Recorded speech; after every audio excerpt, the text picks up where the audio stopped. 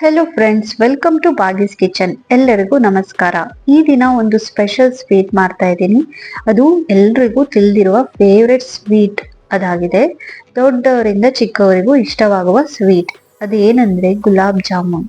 ಅರೆ, ಅದರಲ್ಲಿ ಏನಿದೆ ಸ್ಪೆಷಲ್ ಅಂತೀರಾ? ಅದೇ ಈ ದಿನದ ಸ್ಪೆಷಲ್ ವಿಡಿಯೋ. ಯಾವಾಗ್ಲೂ ನೀವು ಗುಲಾಬ್ ಜಾಮೂನ್ ಮಿಕ್ಸ್ ತಗೊಂಡು ಜಾಮೂನ್ ಮಾಡ್ತೀರಾ ಅಲ್ವಾ? ಹಾಗಾದ್ರೆ ಗುಲಾಬ್ ಜಾಮೂನ್ ಮಿಕ್ಸ್ ಇಲ್ಲದೆ ಈ ರೀತಿ ಸಹ ನೀವು ಟ್ರೈ ಮಾಡಿ ನೋಡಿ. ತುಂಬಾನೇ ಟೇಸ್ಟಿಯಾಗಿ ಹಾಗೆ ಸಾಫ್ಟ್ ಆಗಿ ಬರುತ್ತೆ. ಈಗ ನಾವು ಗುಲಾಬ್ ಜಾಮೂನ್ ಮಾಡುವ ರೀತಿಯನ್ನ ನೋಡೋಣ. ಇದಕ್ಕೆ ಸ್ಪೆಷಲ್ ಆಗಿ ಸಾಲ್ಟ್ ಲೆಸ್ ಕೋವಾ ಬೇಕಾಗುತ್ತೆ. ಇಲ್ಲಿ ನಾನು 300 ಗ್ರಾಮ್ ಸಾಲ್ಟ್ ಲೆಸ್ ಕೋವಾವನ್ನ ತಗೊಂಡಿದ್ದೀನಿ. ಇದಕ್ಕೆ ನಾನು 1 ಚಿಟಿಕೆ ಉಪ್ಪು, 1 ಚಿಟಿಕೆ ಅಡಿಗೆ ಸೋಡಾ, ಹಾಗೆ 5 ಟೇಬಲ್ ಸ್ಪೂನ್ ಮೈದಾ ತಗೊಂಡಿದ್ದೀನಿ. ಈಗ ಇದನ್ನ ಚೆನ್ನಾಗಿ ಮಿಕ್ಸ್ ಮಾಡಿ, ಒಂದು ವೇಳೆ ಇದು ಗಟ್ಟಿ ಅಂತ ಅನ್ಸಿದ್ರೆ 1 ಇಲ್ಲ 2 ಸ್ಪೂನ್ ಹಾಲನ್ನ ಹಾಕೊಳ್ಳಿ. ನಂತರ ಈ ಹಿಟ್ಟನ್ನ ಚೆನ್ನಾಗಿ ನಾದ್ಕೊಂಡು ನಿಮಗೆ ಯಾವ ಸೈಜ್ ಉಂಡೆ ಬೇಕೋ ಮಾಡ್ಕೊಳ್ಳಿ. ಈಗ ನಾನು ಇದಕ್ಕೆ ಉದ್ದ ಶೇಪ್ ಕೊಡ್ತಾ ಇದ್ದೀನಿ.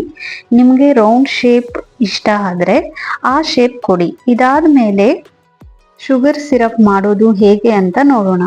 ಮೊದಲಿಗೆ ನಾನಿಲ್ಲಿ ಒಂದು ದೊಡ್ಡ ಗ್ಲಾಸ್ ತಗೊಂಡಿದ್ದೀನಿ. ಅದೇ ಸೇಮ್ ಮೆಜರ್ಮೆಂಟ್ ನಲ್ಲಿ 3 ಗ್ಲಾಸ್ ನೀರು ಒಂದು ಪಾತ್ರೆಯಲ್ಲಿ ಹಾಕಿ ಕುದಿಯೋದಿಕ್ಕೆ ಇಡಿ. ನಾನಿಲ್ಲಿ ಈಗ 150 ಗ್ರಾಮ್ ಸಕ್ಕರೆ ತಗೊಂಡಿದ್ದೀನಿ. ನಿಮಗೆ ಸ್ವಲ್ಪ ಸಿಹಿ ಇನ್ನೂ ಜಾಸ್ತಿ ಬೇಕು ಅಂದ್ರೆ ಸ್ವಲ್ಪ ಶುಗರ್ ಕ್ವಾಂಟಿಟಿನ ಜಾಸ್ತಿ ಮಾಡ್ಕೊಳ್ಳಿ. ಈಗ ನಾನು ಇದರಲ್ಲಿ ಕೇಸರಿ ದಳಗಳು ಹಾಗೆ 3 ರಿಂದ 4 ಏಲಕ್ಕಿ ತಗೊಂಡು ಅದನ್ನ ಪುಡಿ ಮಾಡಿ ಹಾಕೊಂಡಿದ್ದೀನಿ. ಒಂದು ವೇಳೆ ಏಲಕ್ಕಿ ಪುಡಿ ಇದೆ ಅಂದ್ರೆ 1 ಟೀ ಸ್ಪೂನ್ ಹಾಕೊಳ್ಳಿ. ಈಗ ಎಲ್ಲವನ್ನು ಚೆನ್ನಾಗಿ ಮಿಕ್ಸ್ ಮಾಡ್ಕೊಳ್ಳಿ. ಇದನ್ನ 8 ರಿಂದ 10 ನಿಮಿಷ ಕುದಿಸಿ. ಇದು ತುಂಬಾನೇ ಗಟ್ಟಿ ಹಾಗೆ ಅಂಟು ಬರೋವರೆಗೂ ಕುದಿಸ್ಬೇಕು ಅಂತ ಏನಿಲ್ಲ, ಸ್ವಲ್ಪ ಟೈಮ್ ಕುದಿಸಿದ್ರೆ ಸಾಕು.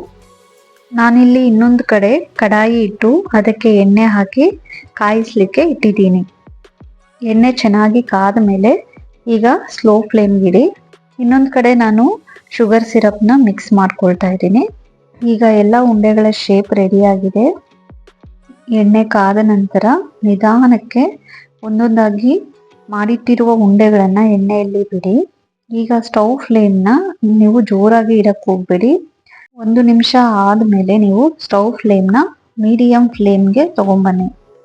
ಇಲ್ಲಿ ಸ್ಟವ್ ಫ್ಲೇಮ್ನ ಜೋರಾಗಿ ಇಡಬೇಡಿ, ಯಾಕಂದ್ರೆ ಅದು ಒಳಗಡೆ ಹಸಿದಾಗಿ ಗಟ್ಟಿಯಾಗಿರುತ್ತೆ, ಹೊರಗಡೆ ಮಾತ್ರ ಅದು ಫ್ರೈ ಆಗಿರೋ ಕಲರ್ ತೋರಿಸುತ್ತೆ. ಅದಕ್ಕೆ ನೀವು ಸ್ಟವ್ ಫ್ಲೇಮ್ನ ತುಂಬಾನೇ ಮೀಡಿಯಂ ಫ್ಲೇಮ್ ಮತ್ತೆ ಸ್ಲೋ ಫ್ಲೇಮ್ ಇದು ಎರಡರ ನಡುವೆ ಇಟ್ಕೊಳ್ಳಿ. ನೀವು ತುಂಬಾನೇ ಪೇಷನ್ಸ್ ಇಂದ 2 ಮಿನಿಟ್ಸ್ ಇದನ್ನ ನಿಧಾನಕ್ಕೆ ಫ್ರೈ ಮಾಡ್ಕೊಳ್ಳಿ. ಇಲ್ಲಿ ನೋಡಿ ಕಲರ್ ಹೇಗೆ ಚೇಂಜ್ ಆಗ್ತಿದೆ ಅಂತ.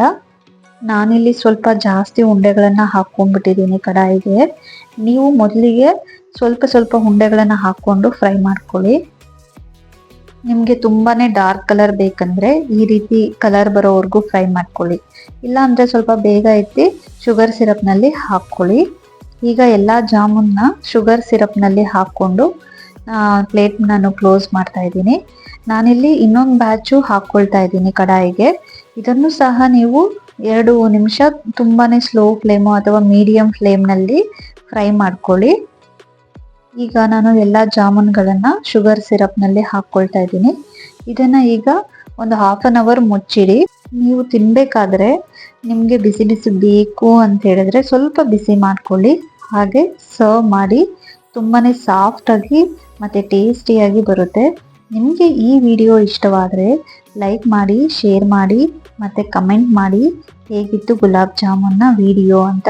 ಹಾಗೆ ಮರೆಯದೆ ಸಬ್ಸ್ಕ್ರೈಬ್ ಮಾಡಿ, ಬೆಲ್ ಬಟನ್ ಐಕನ್ನ ಪ್ರೆಸ್ ಮಾಡಿ, ಯಾಕಂದ್ರೆ ನನ್ನ ಎಲ್ಲ ಹೊಸ ವಿಡಿಯೋಗಳ ನೋಟಿಫಿಕೇಶನ್ ನಿಮ್ಮ ಮೊಬೈಲ್ನಲ್ಲಿ ನಿಮಗೆ ಮೊದಲು ಕಾಣಿಸ್ಕೊಳ್ಳುತ್ತೆ. ಆದ್ದರಿಂದ ಸಬ್ಸ್ಕ್ರೈಬ್ ಮಾಡಿ.